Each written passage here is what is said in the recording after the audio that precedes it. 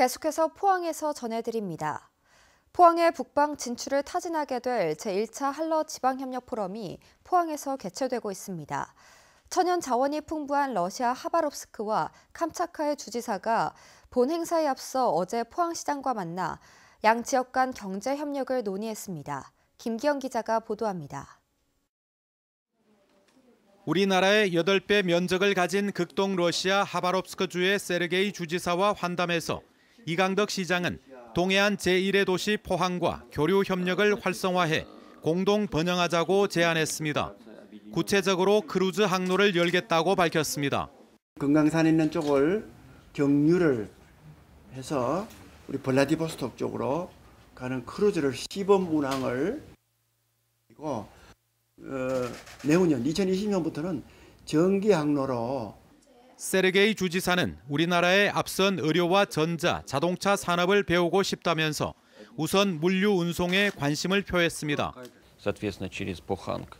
Кроме этого, мы бы хотели, чтобы бизнес Поханга пришел на территорию Хабаровского края с инвестициями для дальнейшего развития. 이어 열린 캄차카 부지사와의 환담에서 포항시는 오징어와 명태, 대게 등 수산자원 쿼터 확대를 요청했고 캄차카주는 관광과 의료 분야 투자를 권유했습니다. В области медицины может быть возможно и на базе этого нового комплекса, который будет включать в себя все отделения медицинские. Поэтому я думаю, что вот здесь нам тоже есть где посотрудничать.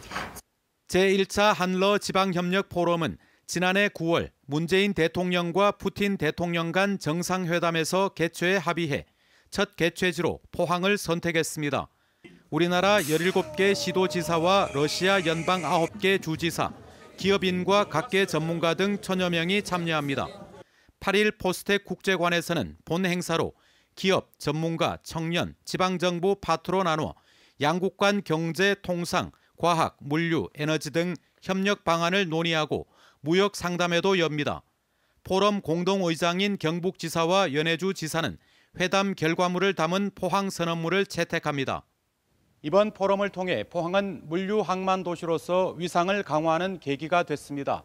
일본, 중국에 치중했던 교역이 드넓은 유라시아 시장으로 진출하는 실질적인 성과로 이어질지 관심이 모아지고 있습니다. MBC 뉴스 김기영입니다. 오는 15일 실시되는 2019학년도 대학 수학 능력 시험에 경북에서는 73개 시험장에서 수험생 24,264명이 시험을 치릅니다. 수험생은 지난 수능 때보다 374명 줄었습니다. 올해는 시험장 반입 금지 물품에 전자담배와 통신 기능이 있는 이어폰이 새롭게 추가됐습니다. 시험 하루 전인 오늘 14일 오후 2시 예비 소집이 실시되고 수험생들은 시험일 오전 8시 10분까지 입실해야 합니다. 국내에 4기밖에 남아있지 않은 중수로 원전에 대한 안전대책이 시급한 것으로 나타났습니다. 김삼아 바른미래당 의원은 국내에서 유일한 중수로 원전인 월성 1호기에서 4호기의 원자로 조종 인력이 지난 10년간 꾸준히 감소 추세인 것으로 나타났다며 심각한 인력 부족으로 지난 6월 월성 3호기 냉각제 누출 같은 사고의 재발이 우려되는 상황이라고 밝혔습니다. 중수로 원전은 경수로 원전보다 상대적으로 경제성이 떨어지고 많은 양의 고준위 핵 폐기물이 발생하며 안전에도 취약하다는 지적을 받아왔습니다. 이런 이유로 환경단체는 원전 안전을 위해서는 조기 폐쇄 결정이 난 월성 1호기와 함께 나머지 3개의 중수로 원전도 조기에 폐쇄해야 한다고 주장하고 있습니다.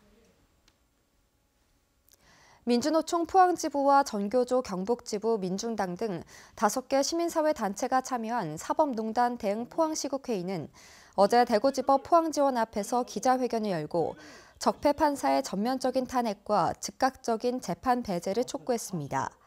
이들은 포항지원 판사 1명을 포함해 모두 44명의 적폐 법관과 영장 전담 판사 3명의 이름과 근무지 등을 공개하고 국민 탄핵운동에 들어간다며 적폐 법관들이 법의 엄중한 처벌을 받도록 만들 것이다라고 밝혔습니다.